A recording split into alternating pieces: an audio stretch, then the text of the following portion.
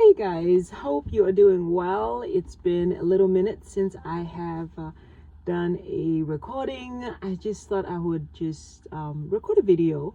I'm waiting for the kids to get off the bus. They'll be off the bus maybe in about 40 minutes. So I had a little bit of time, so I was like, let me jump on and do a video. I wanted to talk about some of the things that we need to not let go of the older we get, right? And this is just in my journey as I am in my 40s. I'm beginning to realize that there's some things that we need to not let go of, right? And if you never develop the things, it's time to actually make sure you develop those things, because that's what feeds our soul. A lot of us get so caught up with life that we don't take good care of ourselves. We forget ourselves. And this is not just about people that have children, but you may have sometimes people who take care of their car better than themselves, people who take care of their house better than themselves, people who take care of everything else except themselves. And what I'm realizing, like in my 40s, is the importance of taking time for myself. And my body will let me know if I am neglecting myself. I'll get headaches and stuff like that if I'm just going too hard and stressing myself. So one of the things that I have been making an emphasis on is making time for myself. So as you can see, I just got my hair done, and I thought about it. I was like, do I really need to get my hair done? But then at the same time, when I don't have my hair done, it's a lot of work and I don't feel right. I don't look right. My own self-esteem, because my hair is my pride, it suffers. So I was like, okay, what am I not doing my hair for?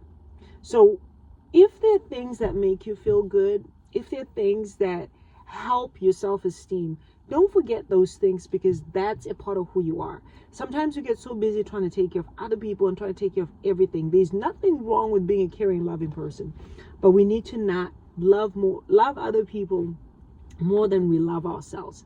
We need to make sure we remember ourselves. Another thing I wanted to talk about is being able to give yourself grace for the things that you may not be able to do. Sometimes we have 1,000 things in our mind that we want to do. And if we don't get through that checklist, we get so upset. So like I have, and I'll give you an example. This is my book that has everything. Like I write notes and stuff of things I need to do, things I have done. Sometimes when I wake up, I do Bible study and I'm writing all those things. I'm getting ideas and the Lord is speaking to me. And sometimes we can get so caught up that we did not finish that checklist that we feel like we're a failure. But an example of what I've learned is that the checklist is continuous. There's no deadline on the checklist unless if there's a deadline on dates, right? So like yesterday, I started with a few things that were on my checklist and I did the best I could.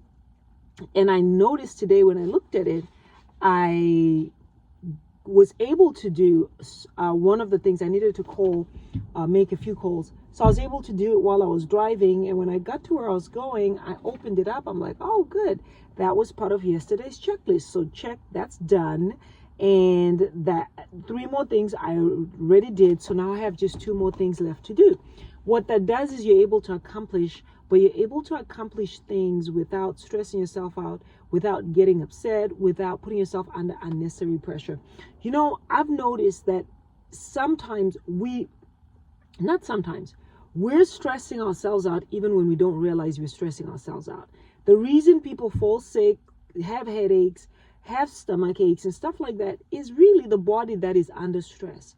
So why are we not listening to our body and letting our body get into stress, right? So one of the things is, let's take away unnecessary pressure that we're putting on ourselves, but let's be able to give ourselves grace, be kind to ourselves, do what we can, do the important things, the ones with deadlines, make sure you get those done.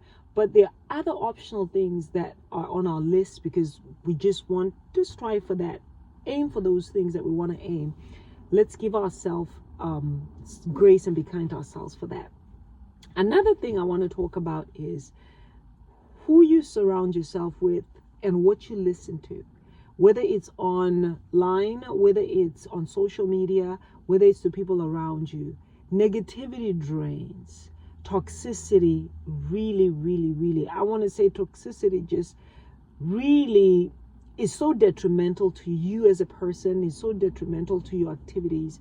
And really, some people actually become sick. It's depressing, it makes people anxious, gives people stress.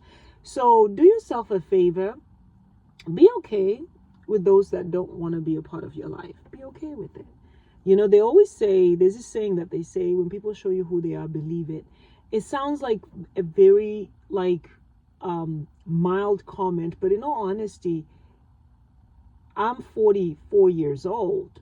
At this point, if you don't like me, that's okay. I'm okay with it.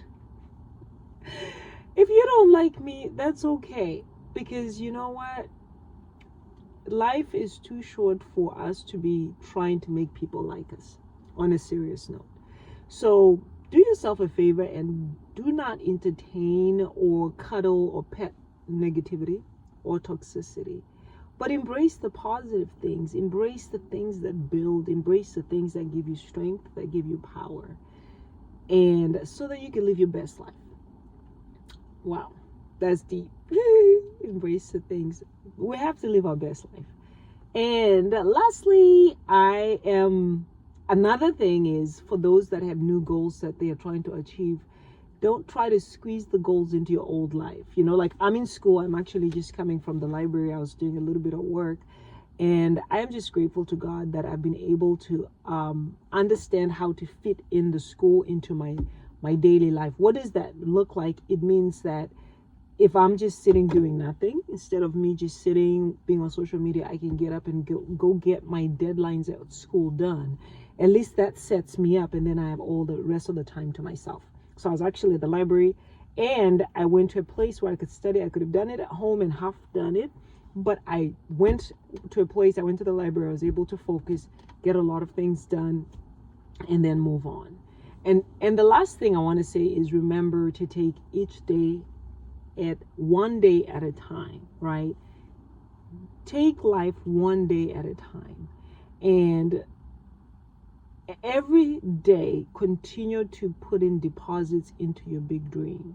So like right now I'm in school. Every day I'm putting deposits into what's going to be my program.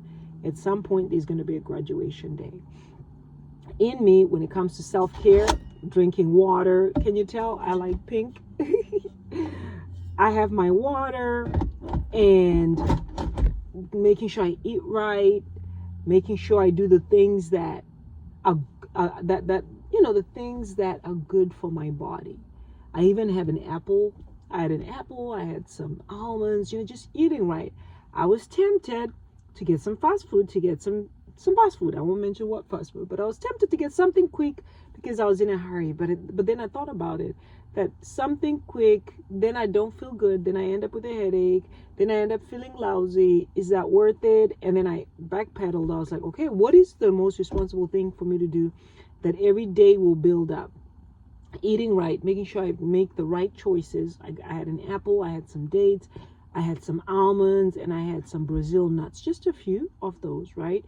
But together, that and some water set me up. I feel good now, right? So every day, just making conscious choices to do the right thing. So I hope something I said